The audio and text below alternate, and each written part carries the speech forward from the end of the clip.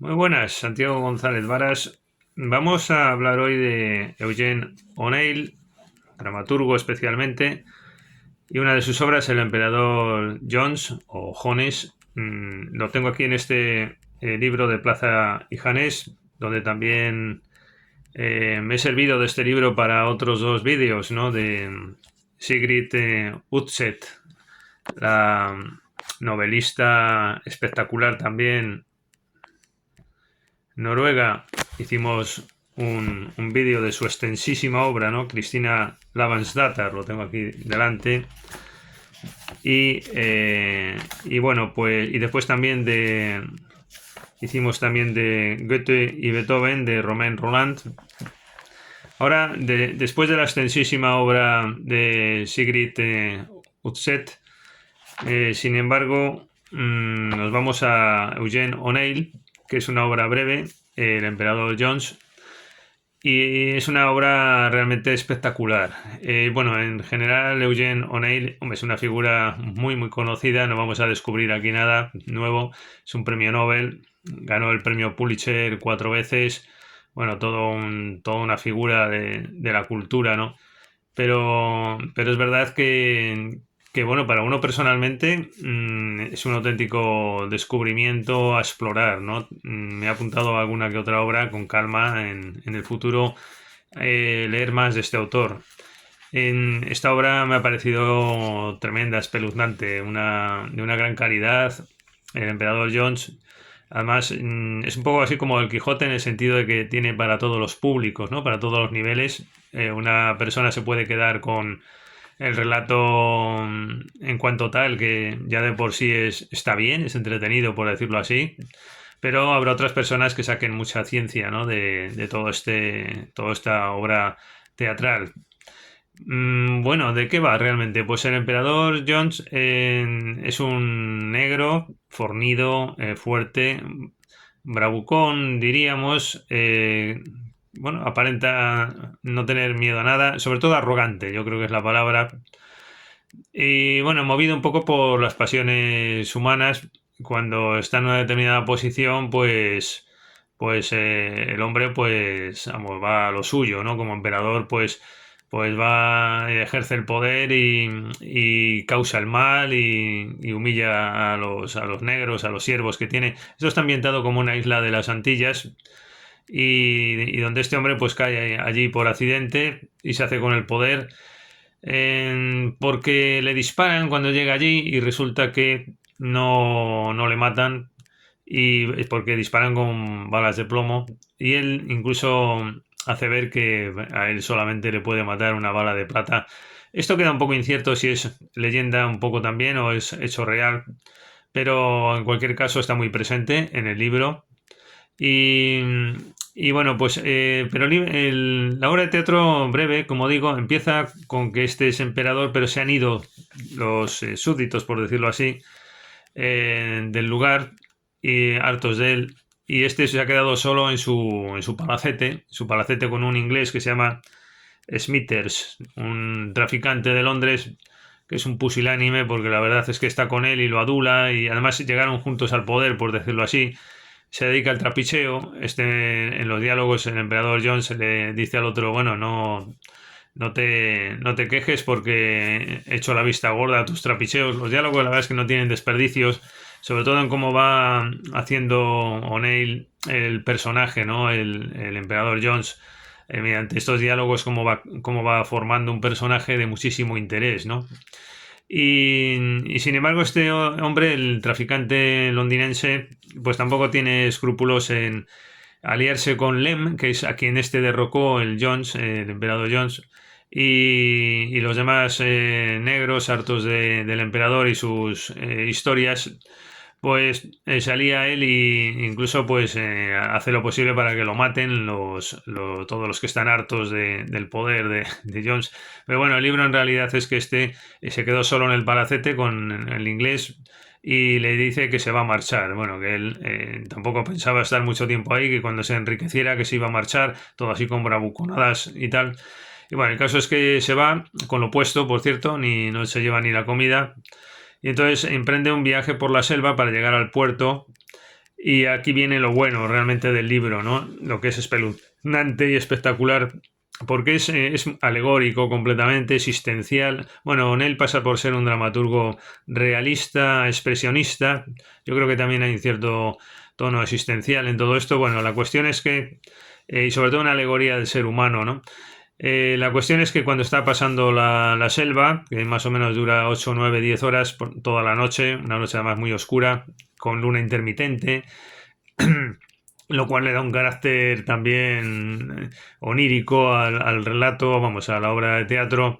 Y en realidad son todos monólogos de este hombre como una persona ante esta situación en la que se encuentra, pero no solo por el entorno físico, yo creo, y por la noche, sino también por los propios demonios del personaje que terminan finalmente saliendo, ¿no? Y le acaban atormentando. Y entonces tenemos aquí, durante toda la obra de teatro, un personaje atormentado, perseguido por sus propios demonios en una noche profunda, donde se le van apareciendo fantasmas, que son los relatos de su vida anterior, y él implora continuamente a Dios, es partidario de una secta del cristianismo, este emperador Jones, y pide perdón y va recordando los sucesos del pasado. Y por cierto, hay una película también sobre el emperador Jones que la he visto y está muy bien. Lo que pasa es que es distinta a la obra de teatro. La obra de teatro se centra, empieza con Jones en el palacete y es toda bueno, pese a la brevedad de la obra, ¿no? Pero es todo el discurso de una persona en una especie de monólogo consigo mismo, de un hombre atormentado y perseguido por sus propios demonios, ¿no? Eso es la obra de Jones, aunque hace referencias al pasado. Esta es en la obra de O'Neill. Pero en la película se hizo una cosa más convencional. De hecho, el protagonista no es un hombre atormentado, bravucón y arrogante primero y después atormentado y perseguido por sus demonios, sino que tiene un carácter como más jovial e incluso, bueno, pues da a veces una mezcla entre bonachón, inocente y también al mismo tiempo esto otro que he contado, una mezcla, ¿no?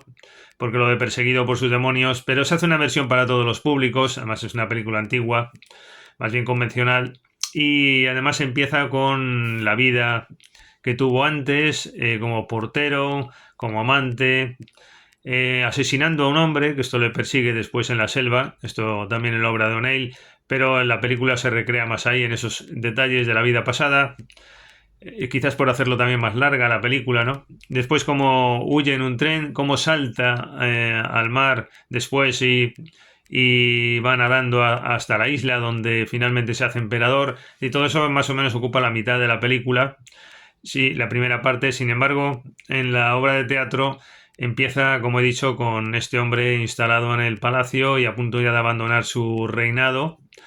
Y bueno, lo bueno del libro, lo importante también de la película, pero sobre todo del libro, es, como digo, todos esos tormentos del ser humano, una persona que ha ejercitado el poder, que se arrepiente, una persona perseguida por sus propias pesadillas y que se le van apareciendo. Y entonces él se lleva una plata, por si acaso tiene que hacer uso de ella. Van apareciendo, como digo, fantasmas, muy bien escrito, con esos tormentos que tiene el protagonista. Hay una escena especialmente llamativa que es cuando, como consecuencia de un brujo del Congo que le va guiando por la selva, le guía mal, le lleva a un lago y allí sale un cocodrilo enorme y le abre la boca con sus ojos verdes para comérselo y tal. Y ahí hace uso de la última bala. Bueno, entonces al final, pues este Smithers, que es el que lo persigue con los demás negros, bueno, no le persigue él exactamente, es el que hace de promotor de esa busca de Jones, y entonces no se acaba de creer que le maten, porque es que simboliza una especie de ópera de Sigfrido, ¿no? Este hombre, el emperador Jones, una persona valerosa, bravucón, como que es imposible que le salga algo mal porque desafía el destino. Yo creo que ahí quizás está la clave del asunto. Y entonces nos acaba de creer este pusilánime comerciante inglés, pues que se haya muerto el otro y que el Lem, que son una sarta de patanes y de pusilánimes, pues que hayan sido capaces de dar muerte a un héroe, ¿no? Diríamos. Pero es verdad que sí, lo persiguen, lo dan caza, lo disparan con balas de plata Y bueno, y todo esto lo más importante y llamativo del libro es cómo esa persecución de los fantasmas o de la persecución que sufre uno con sus propios fantasmas está acompañada de un continuado tan creciente. Esto en la película también es así, pero en la obra de teatro mucho más exagerado todavía. Todos estos efectos sórdidos, todos estos efectos oníricos de pesadilla, y realmente vamos, no tiene nada que ver, diríamos, la película con la obra de teatro. No solo por la ruptura del guión y el énfasis que se hace en los primeros sucesos de la vida de Jones, sino sobre todo por la manera de relatar, ¿no? El estilo aquí es en la obra de este dramaturgo es un estilo atormentado, perseguido por sus males. Y como yo creo que al final acaba muriendo por eso, ¿no? Como arrastrándose, lo describe perfectamente O'Neill, cómo va perdiendo los vestidos, las botas, la moral, va perdiendo todo, ¿no? En el camino, hasta que llega un momento en que él mismo está destrozado. Y hasta el punto de que yo creo que se da a entender que la muerte o la caza que lo da este otro Lem y los negros pusilánimes, pues en realidad pues no es lo que provoca, diríamos, la muerte exactamente, ni es un triunfo de ellos, sino que él mismo se llevó a la autodestrucción como consecuencia de sus propios pensamientos, ¿no? Esta yo creo que sería la idea fundamental. Bueno, pues una obra muy recomendable. A mí me ha gustado mucho de estos hombres como los personajes de François Villon, ¿no? Perseguidos por lo malo. Este tipo de personajes un poco fuera de lo normal, que sufren sus propios desencantos y pesadillas.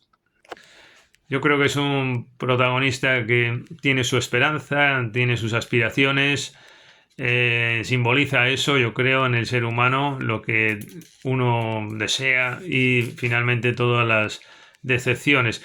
De hecho, me ha sorprendido también de la obra de este dramaturgo cómo realmente una persona tan famosa con tantas distinciones y acabó pues teniendo una muerte pues insignificante y anodina, ¿no?